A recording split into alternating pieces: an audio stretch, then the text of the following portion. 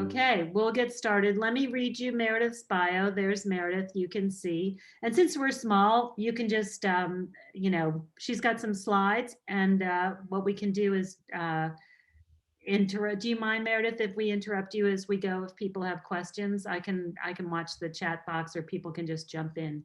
Oh, by all means, yeah. Good. Okay, so Meredith Esalat is a school principal in San Francisco, California, and author of The Overly Honest Teacher, which was released in October 2020. With a career in academia that has spanned more than 17 years, she started off in collegiate student activities before moving into both elementary and secondary academic communities. She spent 9 years in middle school education as both teacher and dean of middle school curriculum. In each of these opportunities, she witnessed the gamut of the scholastic, social, and developmental experiences of today's student. She possesses a BA in Mass Communication, a California Clear Multiple Subject Teaching Credential, a MED in Curriculum and Instruction, and a second MED in Educational Leadership. Esalat resides in California with her husband, Cameron, and you can visit the overlyhonestteacher.com for all her valuable lessons, both inside and outside the classroom. And Marissa will put that link into the chat. So why don't you go ahead, and Meredith, now you know who's in the room. Other people will be checking in as we go, but go right ahead and start. Awesome. Thank you so much, Leslie. Hi, everyone. I'm so glad that you all are here today. Thanks for joining me in this conversation. And I'm excited that it's going to be a conversation, so please don't hesitate to interject questions. And Leslie, thanks for monitoring the chat for me. I'm just going to go ahead and share my screen with you all and jump right in. So my name is Meredith Esalat. I am the author of The Overly Honest Teacher. Leslie was gracious enough to give me an introduction so you know about my credentials and why it is that I'm here talking to you all today. But I really am so passionate about students of all ages, of helping teenagers especially feel that they are successful in their individual academic journeys. And the pandemic's impact on that has left a huge void in their lives socially and academically with regards to interacting with classmates and teachers. And so we're going to talk today about how to bridge the gaps that the pandemic has potentially left for your students. We're going to start by talking about how your teen can compensate for any learning gaps that have been levied against their academic communities. We'll move on from there to look at whether or not teachers are being more lenient with students this year. And I'm going to give you a hint, it's complicated. And then we will wrap up by talking about how you can help your teen with the anxiety and the uncertainty that they are feeling right now. It is certainly feelings that are universally shared amongst all of us. And there's definitely solidarity in being able to relate to your teen in that same struggle. I tend to be a perpetual optimist. I think as an educator, you have to, because you have to be ready to find solutions at a moment's notice. And I do really believe that for all of the stress and downsides and incredible void that the pandemic has left for us and for our students, there are silver linings. And I'm going to be focusing on that. I'm going to look at how you can support your student in their academics, their primary classes of math and humanities, alongside how you can help to impart learning and life skills for them that under normal circumstances, we may not have the time to really work with them on because we're busy and we're running from one thing to the next. So I'm going to jump right in. And the first thing that I wanted to talk about was increasing your students' autonomy. Teens, they want to be the authors of their own destinies. They want their opinions to be heard. They want to have an audience to validate them. And so we can use that desire to be in control and parlay it into their academics, encouraging them to reach out to their teachers when they are confused. They're not in front of their teachers. Maybe they are if they are in a cohort or in a hybrid situation, but in general, the interactions are far different than what we're accustomed to. So it's really important to encourage your student if they are confused, if you notice that they're struggling, maybe they've always been really passionate about math, or maybe they've at least dealt with it, and all of a sudden they've put the brakes on it, they're having a hard time, encourage them to reach out to their teachers. A number of teachers have set office hours. If your teen's teacher does not, they definitely can set up a meeting with them, email, text message, message through your school's portal if you have access to that. Encouraging your teen to really take their academic independence into their own hands and advocate when they need help is a great skill set that will help them now in the moment and on into college and into life in general, because we want them to be self-starters and advocate for their needs. Now, if your student is anything like my students, some of them are really having a hard time being on camera. They are really having a hard time vocalizing their needs. They are more introverted. They tend to be more shy. So if you've given them the suggestion and kind of the nudge to reach out on their own, and they are just like, thanks, but no thanks, then by all means, take matters into your own hands and be the vehicle to start a conversation with their teacher. Teachers love to collaborate and communicate with parents.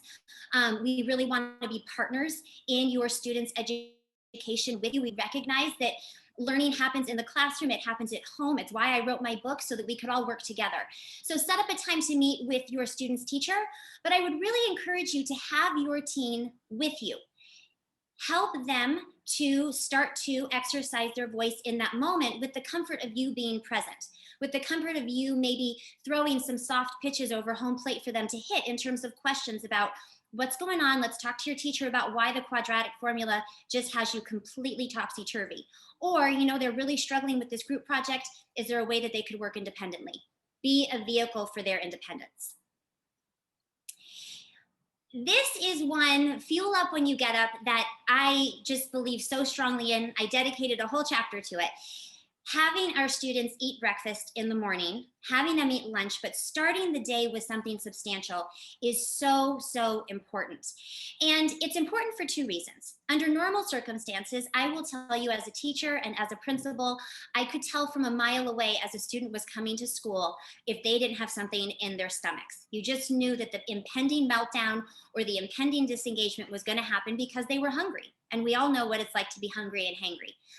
But additionally, during the pandemic, and while your student has been engaging in remote learning, you may have noticed that they're waking up a little bit later and later, and they're hitting the snooze more and more, and suddenly class starts at 8, and they are rolling out of bed at 7:55 and propping open their laptop and jumping into the day. By starting to make, maybe it's an agreement in your whole household that we're all going to stop and have something to eat in the morning. Adults are the worst at this. We grab a cup of coffee and race out the door. But by partnering with your students in encouraging breakfast, it will not only fuel their brains and their bodies for the day where they are expending so much energy, but additionally, it will force them to go back into that get ready in the morning routine.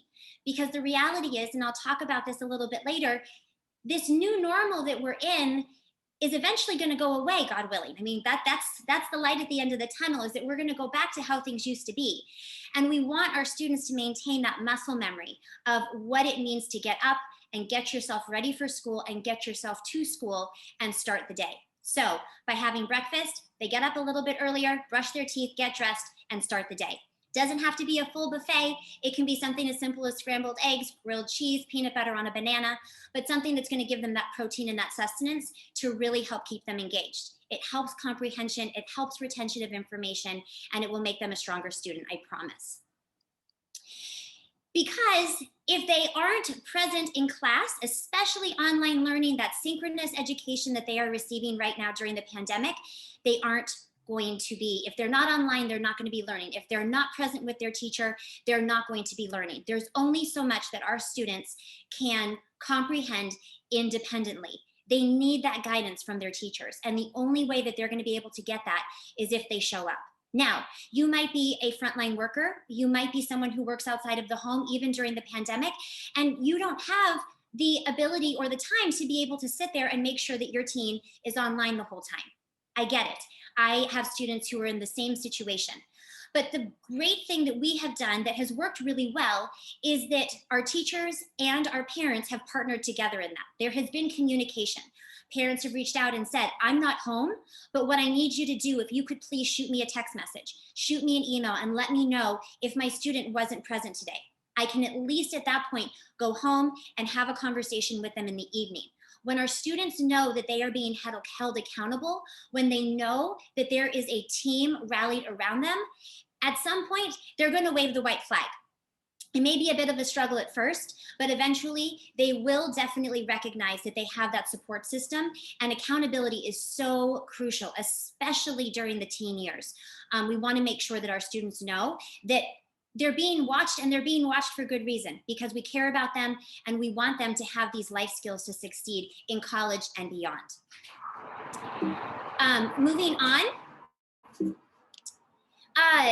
If they are working remotely, if they are working at school in a hybrid capacity, making sure that their learning space is simplified is really, really important. And we've heard talk about this since the beginning of the pandemic, since the beginning of remote learning. But what that means is that we try to remove as many distractions as possible. I'm sure that you can relate in your own working environment that if there's a lot of noise and a lot of distraction going on, it's hard to stay focused. Teens could use noise canceling headphones, especially if there's other children in the house or younger siblings, maybe the vacuum cleaner's running or you are on conference calls. There's a lot of commotion. And the last thing we want is distraction to get in the way of them being focused and taking in that really juicy synchronous learning that we need them to have so much. Additionally, trying to make sure that they're in a space where there's not access to the television. I have had parents, I've talked to parents who have disabled the apps during the school day because they know that, you know, when the cat's away, the mice will play, and their student will log on to TikTok and be doing those dances versus doing what is supposed to be done in class. So really just trying to remove as many distractions as possible so that your student can focus on the task at hand, which is learning and interacting with their teacher and their classmates. Getting organized goes hand in hand with this. It's really important that your student develops a system of organization for themselves academically and in life that is of their own design. Now, their own design might be a pile of clothes in their room and they claim that they know exactly what's in there and they can reach into the middle and pull out the jersey that they want. It's not exactly what I'm talking about.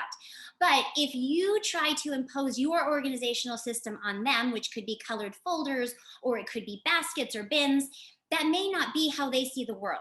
So it's a great opportunity to collaborate with your teen, especially if you're feeling a bit disconnected. I know one parent had mentioned before we started here that they're feeling like their teen is on in the devices all the time and having a difficult time relating. I've heard this so many times. Pick something tangible, pick something that you can use as a nugget for, you know, when you go to college and you're in your dorm room and I am, you know, half the country away, I want you to be able to have a system where you know how to be successful on your own. Talking forward thinking, letting students know that you're not micromanaging them in the moment, but rather that you are forward thinking with them and looking towards that point of independence for them is a great catalyst for having conversation. And then finally, one more thing that I want to add to this more tangible advice is that sleep is essential. It's essential for us as adults. We tend to, again, like the coffee in the morning and no breakfast, use that as a way to maximize our productivity during the way and get less sleep. But for our teens especially, the CDC recommends anywhere between 8 and 10 hours a night. I would recommend that so that they feel like everyone's on the same team, hold yourselves accountable to it alongside of them. You know, cable companies have the option of turning off the Wi-Fi at a certain time of night. If they have a TV in their room and they are like some of my students, I talked with a parent the other day and she said, I don't know what to do. My child is watching TV all the way into, 2, 3 in the morning. The TV's in a room. I don't know what to do. Take the remote. Borrow it. You don't have to keep it forever, but you will establish that sense of accountability. Your sleep is more important than the entertainment value of the TV right now. So there are ways to help maximize that, but the one thing that I can recommend time and time again is partnering with your teen instead of telling them, but working with them is going to get you much further in terms of setting up boundaries, and they need boundaries. They're craving boundaries, even though they are fighting us tooth and nail. One of the things I think that they're missing the most and what has been so hard in the pandemic is that we don't have the structure of school, which is something that so often punctuated our students' days. They knew where they were going in the morning. There was an arrival time, there was a time for lunch, there was a time when they were done. They knew when basketball practice was. That's all gone. And so while we as adults have been accustomed to having the rug ripped out from under us, they have no prior knowledge of this. And so it's really important that we help to punctuate their day with those routines. It'll help keep them on track. Meredith, can I hold for 1 sec? Because I Please. want to see, does anybody have any questions related to what Meredith was talking about right there? In specific, if you'd just like to jump in and talk, that's fine. Because my question to you, just to interrupt for a second, is do you have any specific recommendations of what kind of organizers you're talking about? We had a kid who we would buy the latest organizer, we put things on his wall, we put wipe off calendars on his wall, and finally after like the third or fourth one, my husband finally, is a great joker, he turned to me and he goes, well, we just got to find the one that has all the stuff already written in it. We couldn't find anything that actually worked. Is there something today that actually works that you recommend? The simpler, the better. I have had students who have wanted to get the full suite, the full binder with the Velcro and the pockets and this and that. And it ends up actually being a bigger disaster because they over organize at that point. And all of a sudden they don't know where to put where it goes. My recommendations throughout the pandemic have been very simple. A whiteboard in your teens' learning space where you can help them by utilizing it to the best of their ability. Do they want to use it as their homework? Do they want to use it for their schedule? Do they want to use it as a combination for both? You can get one that's magnetic and you can actually print out their schedule for them, print out maybe it's the list of assignments that come through Canvas, for example, if that's a portal that your teens are using at school. The simpler, the better. And then from there, they can expand it out. If all of a sudden they find that the whiteboard with the list is working and they want to start getting folders that they're going to use. I know right now we're using less paper exchanges between students and teachers, but it's really important that they build the system that works for them. And the simpler, the better. So a whiteboard, having at their desk some scratch paper and some sharpened pencils, making sure that they have access to those for math, especially. It is so tempting while they are online learning to just simply do everything on the screen. And that is something that panics me maybe more than anything else in terms of loss, is that our students aren't getting that tactile engagement, which is what equates to retention of information. They still need to work out their problems, even if they're using an online blended learning platform that they can figure out the problem online. If they're writing an essay, they shouldn't do it directly on a Google Doc. They should practice and write out a rough draft ahead of time. Then get them folders that they can store all of that as evidence, as a way to track their own personal growth. And I go back to saying print out their schedule, have it around the house. You should have one at your desk. They should have one at their desk. The tangibility is so crucial for our students. It really is. They are tactile. They are tactile learners. And so if you can give them something to hold on to, it's going to be much easier for them to be able to retain what it is that they need to do. Anybody else have any questions before we continue? Just jump in, because I want to make sure that you get your questions answered. Susan, do you have a question? Can't hear you.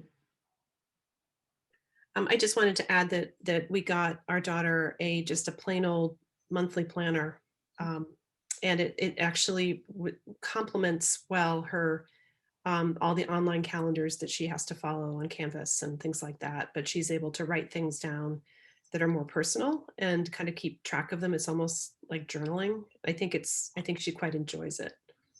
I love that, and I love the fact I think Canvas can be a blessing and a curse, Susan, in the sense of if your daughter is working with 6 or 7 different teachers and each one of them has a different screen and a different portal within the overarching portal, right, it can talk about an organizational nightmare. So a planner is a great idea. We used to give those out to our students. Obviously, pandemic, we haven't been able to, but I love that you are using that at home.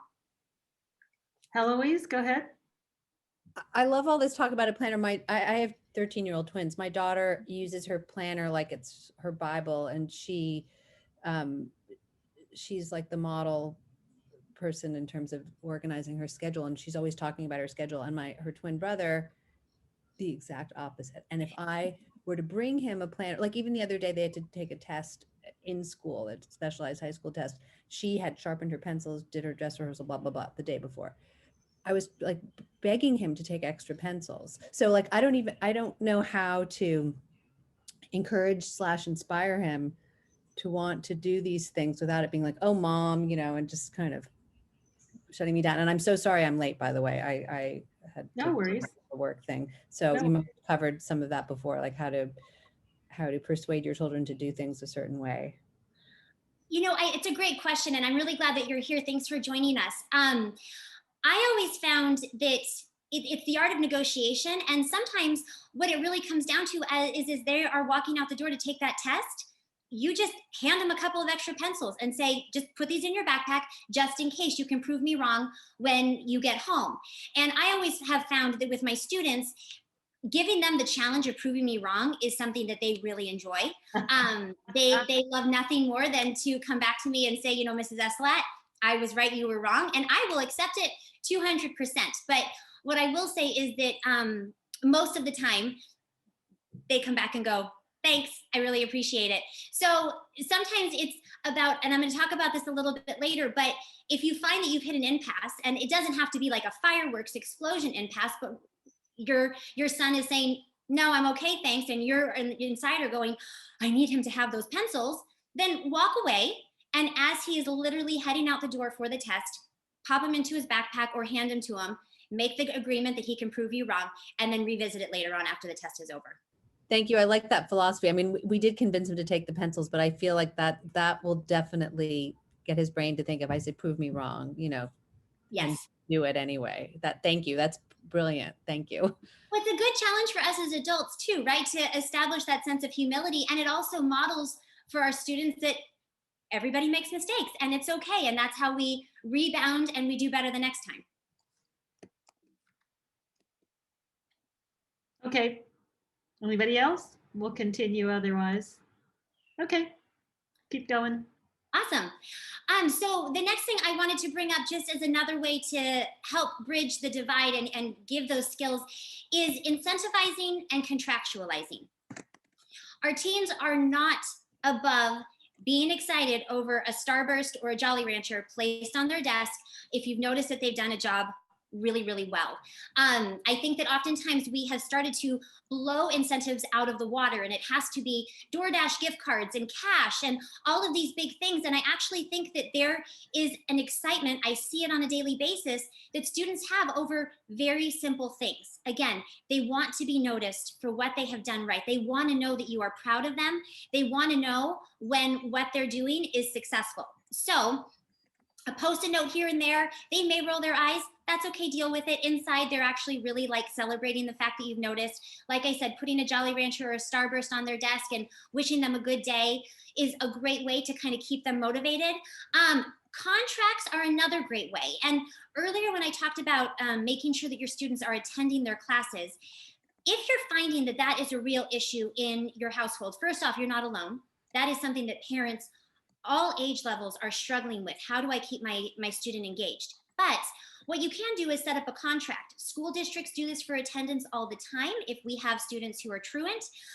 We have our students sign into an honor code contract. That's something that they will have to sign into when they go off to college. You can talk to them about the importance of knowing what they need to accomplish and agreeing to it and signing their name to it and making it something that is so important and so significant to them. And you can co-sign it so that it's an agreement that you both are entering into together. But this is a great way to have something tangible to refer back to if they start to deviate, and to also have them look at what are the actual expectations that are being asked of me as a student. Because long term, when I have a job, those are going to be expectations that are going to be asked of me when I have a career. So let's start to make that a familiar source of accountability for them. And then one more thing before we move on to the next topic, which is that, as we're talking about the potential for learning lost during the pandemic, no matter how hard we as educators are trying, we shut down ourselves back on March 12th of last year. At the time, we had told our families that just a couple of weeks and then we'll all come back. And here we find ourselves almost a year later. And so it took some time for us to evolve our online platform, to evolve how we approached remote learning with our students. And in that, the pacing of our lessons was off. We were slower. And that would be different if we were in person, but it's not. And we have to deal with the situation that we have been given. But the reason I'm talking about the summer slide is because every ounce of comprehension and information that your teen has gotten throughout the last year, we don't want to lose it to the summer slide that happens on a great year, let alone a pandemic year. So use this as a vehicle for partnering with their teachers, their current teachers, or if you have the ability to know who they're going to have next year, talk to them. Maybe they want them to work on some Khan Academy during the summer. Khan Academy is a great math platform that they can log into and continue to exercise those math muscles. Learning Ally is a great reading platform, or they can go old school and buy some novels, but having them read, maybe you read one or two alongside them and use that as a vehicle for talking to keep their reading comprehension going, to keep their analysis of text going. That's how you are going to stave them losing the information that they have been able to gain over the last year. And again, it's a great way to partner with their teachers and to let teachers know that you want their advice. Teachers have so much wisdom to give, so many tools and strategies. And, you know, we don't want to shove it down a parent's throat, but we love it when a parent comes to us and asks us for help. So take advantage of that for sure. Can I ask a question, Meredith? Please. Is there any chance, are you hearing anything about not doing the regular summer break and doing school through summer to make up? Or is there any thoughts about that? Or is it all pretty rigidly planned out? I don't think there's anything rigid right now. I think that the thing about this is we've had to be so malleable and flexible because we've been able to go in person, then know it's been scaled back. This summer, I'm hearing a lot of different options. I've heard a number of schools are looking at doing a virtual summer school, which again is not necessarily getting everyone back in person, but I do know that schools are really gunning for a regular fall opening. And I don't think anyone wants to see the summer prevent the fall from getting off without a hitch. So if your school offers even a summer virtual, it would likely be amended hours. It would likely be a shorter schedule. Definitely take advantage of it. Maybe even having your student work with one of their teachers during the summer one-on-one in a tutoring scenario. Teachers are always looking for summer work, and it's a great way to help your student catch up or anticipate what's to come in the coming year. Any other questions? Anybody want to jump in, or we'll keep going? Any other jumper-inners? Let me see. Okay, keep going. All right. So I prefaced this at the beginning. It's a little bit complicated, but are teachers being more lenient with students this year? It's complicated because there are so many factors that we want to take into consideration, that we need to take into consideration. But all the while, we have been tasked with educating students, with maintaining expectations, with maintaining a rigorous curriculum, because that's how we move the needle. That's how we get them to grow. So things that we are taking into consideration this year, one thing for sure that has impacted, I know my school community and those of my colleagues, is access. And the other is the impact of the pandemic. So first, let's talk access. As we approach educating your students, things that we take into consideration are their access to reliable Wi-Fi. We have students who they can only message us in the chat box about their questions because when they unmute, it is so slow and languid that they can't even get their questions out. So let's modify how we approach and interact with our students based on their access. A workable device. A lot of schools, a lot of districts loaned out technology to make sure that students were able to get online successfully. If a student loses access somehow or the device breaks, reaching back out to the school district again for help is something that we definitely encourage. A stable learning environment. This goes back to earlier when I talked about noise canceling headphones and a specific workspace where a student goes there and it is a signal to their brain and their body that I am here to learn, this is school. They're not set up at the coffee table or halfway at the kitchen table and then they get moved out of there because we got to make room for dinner. They have a stable working environment where they can focus. Necessary supplies. This goes back to what I talked about before. We definitely made sure that our students had textbooks available. I hope that your schools did the same. If not, It's never too late to reach out and ask. Maybe you want to get your student textbooks from the previous year because you're finding that they need to review some of the material that maybe didn't get covered last year and their teacher necessarily hasn't covered it either. It's really, really a great way to give them a boost and a solid foundation as they continue to develop their skills in the current year. But I want to stress to you again, I was primarily, when I taught, a language arts teacher, and I forced my students to rough draft, pen to paper. They had to edit it. They had to change their wording. I edited it. They rewrote it, because there is a direct relationship to what students retain as information, what they're able to recall if they have written it down. Because in those cases, oftentimes they're hearing it because someone is speaking to them or they're saying it out loud. They're seeing it as they're writing it down on paper, and they're going through the kinesthetic activity of actually forming words. Same thing goes with math and equations and problem solving.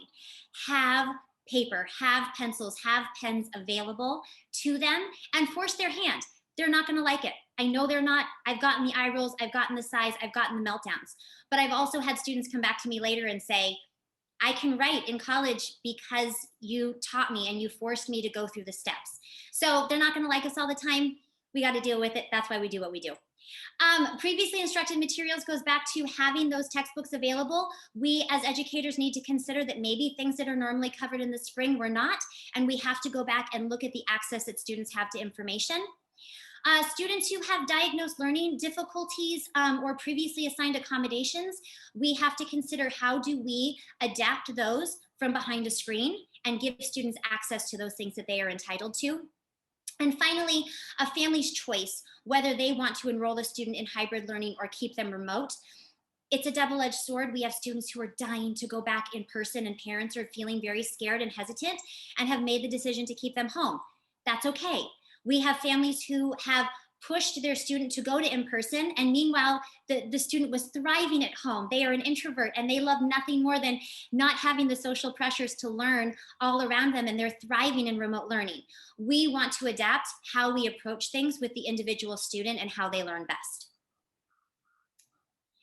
We also take into consideration the impact of the pandemic socially, how our students are relating to others on Zoom. How is your team relating to their friends on Zoom? Is going to class a motivator for them because they're not going to be alone or isolated in their learning?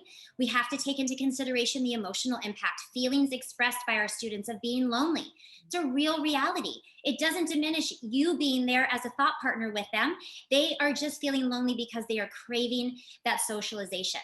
And one of the reasons, again, that we chose to run our school day from morning until afternoon is because we wanted our students to have that consistent interaction with one another. We know that we can never replicate the joys of being in person, but at least they can see that other students are going through the trudge of a math lesson together with them.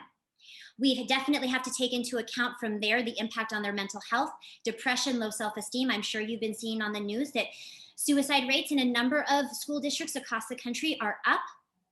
I'm going to talk about this in a little bit, but utilizing your school district, your school community for resources regarding support for your students' mental health is crucial. Even if your school doesn't have a counselor available to your student in that time, maybe their docket is full, they can recommend you to other providers, sliding scale, for example. And it's really important that we take advantage of that and we make those recommendations to families.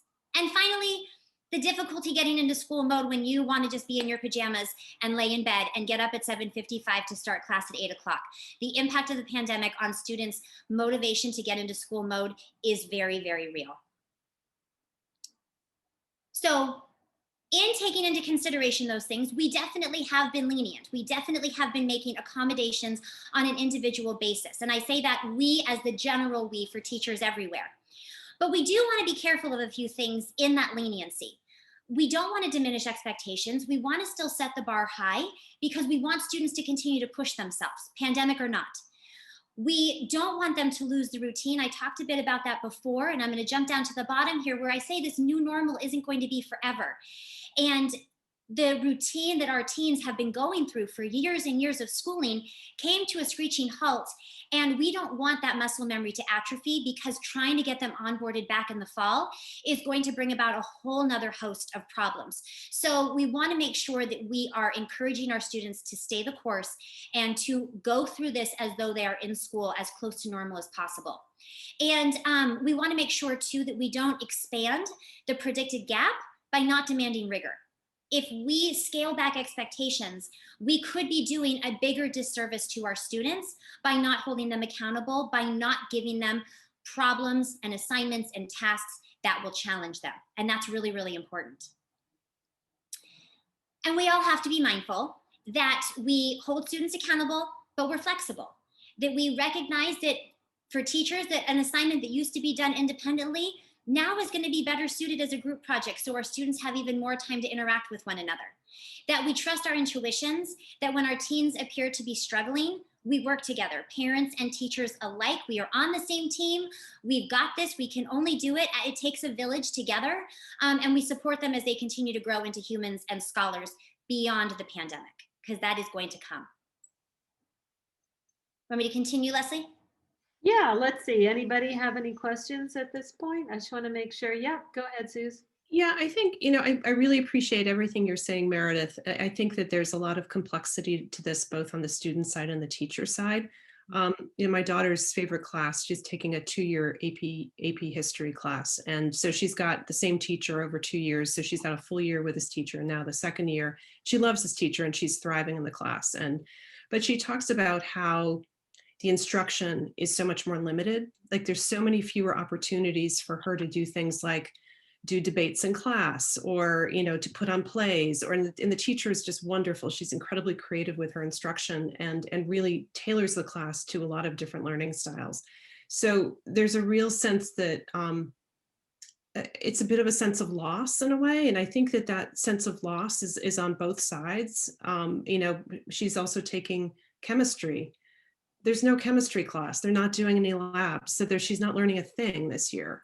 And so I think that it feels like, and I think that as a parent, I pick up on this too. It feels like just a huge loss. A lot of the things that she's doing great, or we're super proud of her. She's very organized. It's all good on the surface, but the opportunities that she's missing out on for differentiated learning, for just going that extra mile, it's just not there. And it's just so sad, It is.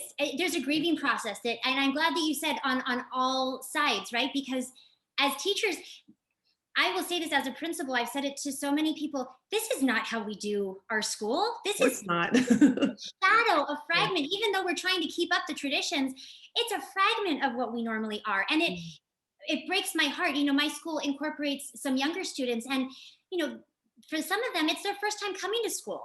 And they're sitting miles apart from each other. There's no tactile learning at all. There's no Play-Doh and things like that. And it's heartbreaking. It's heartbreaking. And for our older students, especially for your daughter who's anticipating an AP course and college level, and the test that comes with that, and the stress. I took AP history myself. The stress that comes towards that test, to feel any diminishment of instruction in the learning process is only going to compound her stress. Yeah.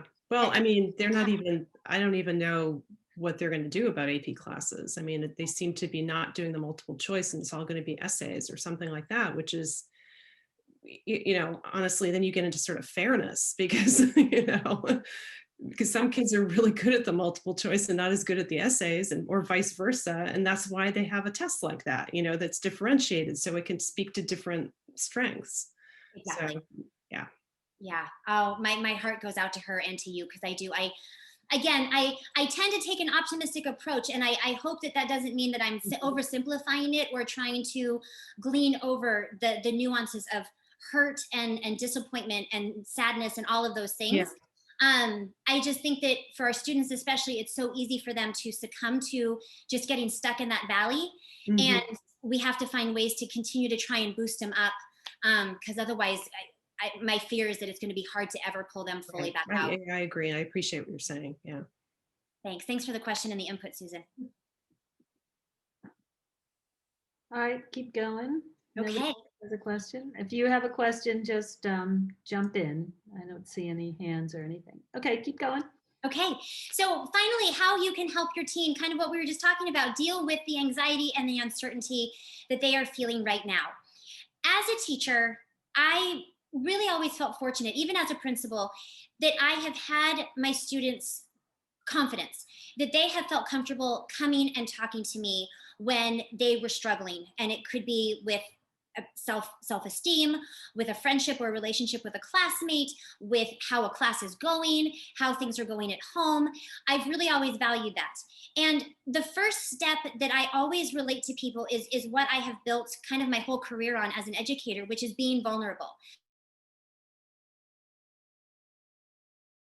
Isolated, they can oftentimes take the narrative that I'm the only one going through this. And so it's really important as you talk with your teen, as you seek to have conversations, meaningful conversations, those that really speak to feelings and emotions, that you use I language. And they may not take it at first. Again, teens, their reactions and responses can be unpredictable. Don't be thwarted. Continue to approach conversations a bit with your heart on your sleeve. It's not going to diminish them seeing you as the parent, as the authority, as the sage in their lives. Just because you relate to them and say that you have had similar struggles along the way, it will establish over time a confidence in them to be able to come to you with things that they're going through and not feel afraid of judgment or afraid of reproach. And I've seen it work time and time again during this time when they're feeling so uncertain. It's a great way to try and establish just a very baseline of camaraderie with them. You know, I miss going into the office. I miss having lunch with my coworkers, or gosh, I'm really missing my commute in when I didn't have to talk to anybody and it was quiet and I could play any music that I wanted to. Your teen's going to relate to that on some level, because they're going to be like, yeah, I kind of miss having my own space too. It's a lot of together time right now. So don't be afraid of being vulnerable with them. Additionally, don't be afraid to ask for help. As much as we communicate to our teens that it is a sign of strength to ask for partnership and to ask for help from somebody else, we need to take that on ourselves. I brought this up earlier. Go to your school for resources, or go to their pediatrician or to their doctor for resources in terms of mental health professionals or social coaches and the like. There's a myriad of resources out there to help our teens that can bring another voice to the table. They can hear yours, and that's fine, but it's also great to have your advice echoed by a neutral party. And so oftentimes bringing in that support in the form of a counselor is a great thing. And again, not the same as being in person, but there are a lot of dynamic therapy programs and approaches right now that are doing things online and through Zoom. So don't be afraid to reach out for that. Normalize change. This is a great way, especially with your teens who have an enormous change on the horizon, going off to college or going to pursue a trade or taking a gap year and traveling on their own, because at that point they'll be able to travel again. But you want to normalize change in terms of establishing their ability to be flexible, their ability to be malleable when things come in the middle of their lane that they were not expecting. The pandemic has caught everyone off guard, but our kids who have no frame of reference for this, it is an even bigger struggle. And so when things seem wonky or out of their control, seize those opportunities for conversations around giving them the tools to regain control, reiterating to them that despite the fact that we can't do life as we normally did, they're still existing, they are still thriving, they are still succeeding, and highlight for them the ways that you've noticed that they've grown during this time. Reinforce for them that they are not stagnant, that they haven't necessarily lost who they were, but rather they've gained new qualities or new abilities to tackle situations that they may not have been able to before. Step 4, I talked about this. Recognize when a conversation has gone too far. Don't try to get in the last word. Don't try to make one more point. If you have hit an impasse, doesn't have to be a loud impasse, but if you have hit an impasse of any kind where you realize that the wall has gone up and your words are going to be like Teflon to them, take a break. Set a time limit. You know, let's take some time out. Let's come back and have this conversation in a little while. Why don't I set a timer for 90 minutes? Why don't I set a timer for 20 minutes? And then let's come back and see if we can find some resolution. If you let things go much beyond a day, you're going to find that finding resolution takes just as much work. as trying to have the conversation in the first place. So I oftentimes with my students find that I will say, you know what, I'm going to let you go back to class. Why don't we meet again at lunch? I'm going to let you go to lunch, and then I'm going to call you down this afternoon. Let's continue this conversation when we both had some time to think about it. It really will make communicating with your teen easier, because it's not easy. It's not easy, ever. And step 5 is patience. And I'm going to reiterate that, because when you take a break, it's going to take some patience to do it, because I know that we all want to just get our point across. But be patient. You have been through monumental life changes, your teen, not so much. Nerves are frayed by us as adults, by them as kids, and we all are clamoring for this to be over. So the more that you can exercise patience, the more that you can model patience, the more they're going to pick up on it, and they're going to be able to breathe a bit of a sigh of relief and feel like, I can do this, and my parent has my back. So the bottom line is that you're not alone. You're not alone. You've got one another as parents. You have got a whole community of teachers who are here to help and support you. And we never want to, we seek not to ramrod our ideology down your throat, but rather if you come to us, we are so happy to be able to give you tools and strategies that we find that work in the classroom that we can apply in the home environment as well. And we're going to come out of this together. There goes my optimism again, but we really are. And the diminishment in content that students may have lost over this pandemic, if we can make up for it in life skills and ways to help them be successful as humans and as scholars long term, then it's all going to be worth it. Awesome. Thank you so much. Incredible, Meredith. Oh, thank you so much, Leslie. I just appreciate it so much. That's your book? That is my book. Yes, The Overly Honest Teacher. It came out in October. Great. Fantastic. Anybody else have some questions for Meredith? I just wanted to say that I really appreciated that last point you just made about gaining life skills. I think that's really important. I hadn't really ever thought of it that way. I think it's important for all of us, adults and children as well. Definitely. Yeah, you know, I have friends of teens who have talked about how they're teaching them to cook, so that when they go off to college or have their own apartment, they know how to cook. They've taken time to do that, or to do laundry, or to, you know, do some of those baseline things that we get caught up in the day-to-day when life is normal and it's out the door to work and school, then basketball practice, followed by piano lessons, followed by a quick dinner as they get their homework done, and then we go and start it all over again. This at least has given us some breathing room to be like, we can fill our time with some other things that are going to really help our kids long term. I have a question. I'm curious about, you talked about doing contracts, and I'm just curious what types of things you would put in a contract if you did something like that. Absolutely. I believe that the best contracts with students that are not from a district level or an administrative, you know, that we would use at school, right, that are pre-written and predetermined by the faculty, but in the home environment, that you actually come up with it with your team, that they are the authors of it as well. You can frame questions to them. You know, what do you think are my expectations of you during this time? What do you think are my expectations with your engagement in school? Why do you think that your teachers and I feel so strongly about you being in attendance? By framing the question and putting them a bit on the spot, but also giving them a voice, it will help them to take some more ownership in that contract. Maybe you put down a couple, you agree, we're going to do 6 items on this contract, all related to X: attendance, homework, their relationship with other people in the household. Maybe it's just been, everyone's been cooped up too long together. Divide it up so that it's not you, again, forcing mandates on them, but rather they are part of the process from the beginning. It'll be a lot easier for them to take ownership of it and stick to it if they are part of it. Thanks. Mm-hmm. And are those short contracts, Meredith? I mean, is it like do it for 6 weeks? You don't want to do it for the whole school year, right? You want to do, do they need shorter periods of time to perform on things? Absolutely. Yes. I think you could do it on a quarterly basis. You could do it on a monthly basis. I would say it also depends on how far down the rabbit hole a situation is.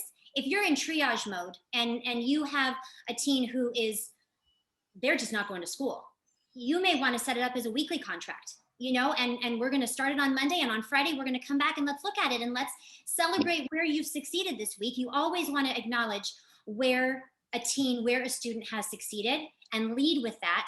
And then, okay, so let's talk about maybe why weren't we able to do number 3?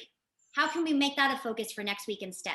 So it kind of depends on where you are in the journey with them. A quarterly basis would be kind of, I would say, the longest. A weekly basis would be the shortest. Anybody else want to talk about their kids or the challenges you're going through?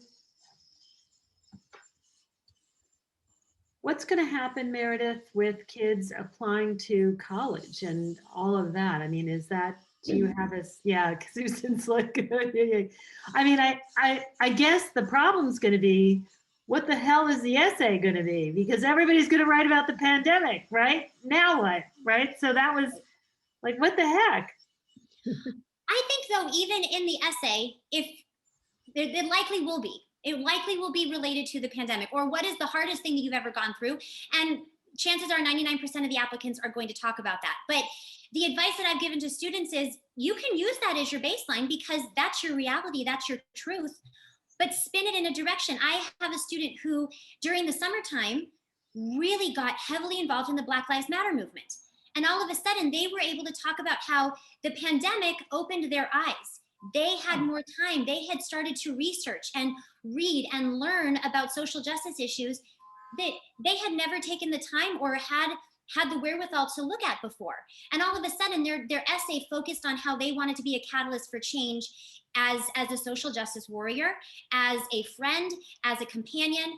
And it really turned into this beautiful narrative that spoke to the core of who they were, but it blossomed out of the pandemic. So I would encourage just creative approaches if at all possible every time. And I do think that if your student is not inclined to multiple choice tests, I wasn't, the SAT was just the absolute downfall of me.